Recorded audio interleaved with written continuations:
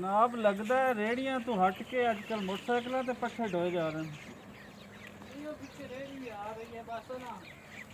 ये जल्दी दे फिर ले आए जी।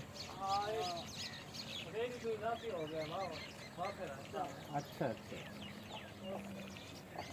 ये उन कुतरने इनके सुबह कुतरोगे? हुणे ही कुतरता है भाड़ा बूढ़ा घटना है। अच्छा चलो फिर तो जी असं तुम देखते हैं कि किस तरीके की कुतराई है किवें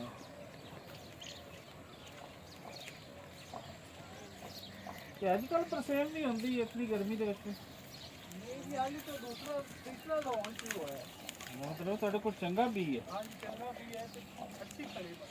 ਅੱਛਾ ਮਾਸ਼ਾਅੱਲਾ ਜੀ ਅਦਰਵਾਈਜ਼ ਇਹ ਹੁੰਦਾ ਹੈ ਕਿ ਜਦੋਂ ਕਣਕਾਂ ਨੂੰ ਹੱਥ ਲੱਗਦਾ ਹੈ हाँ जी ਉਦੋਂ ਇਹ ਸਾਵਾ ਜਿਹੜਾ ਪੱਠਾ ਹੁੰਦਾ ਇਹ ਤਾਂ ਨਿਕਲ ਜਾਂਦਾ।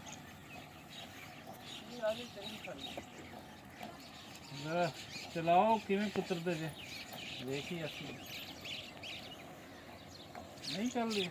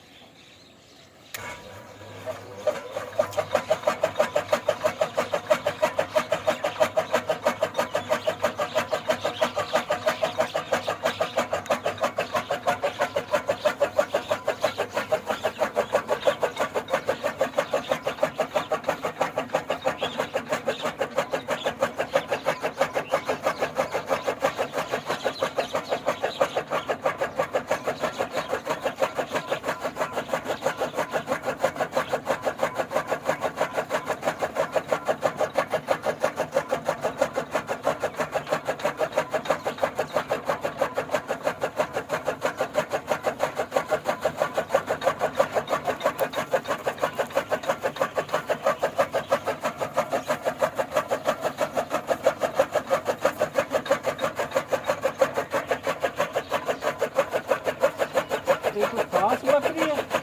हाँ जी ये बड़ी खास बकरी है। चलो जी ये बकरी की रहना वीडियो फिर बनाएंगे फिर अब जो एक जो चारा कटिया जा रही है ये सारा ये प्राकृतिक है।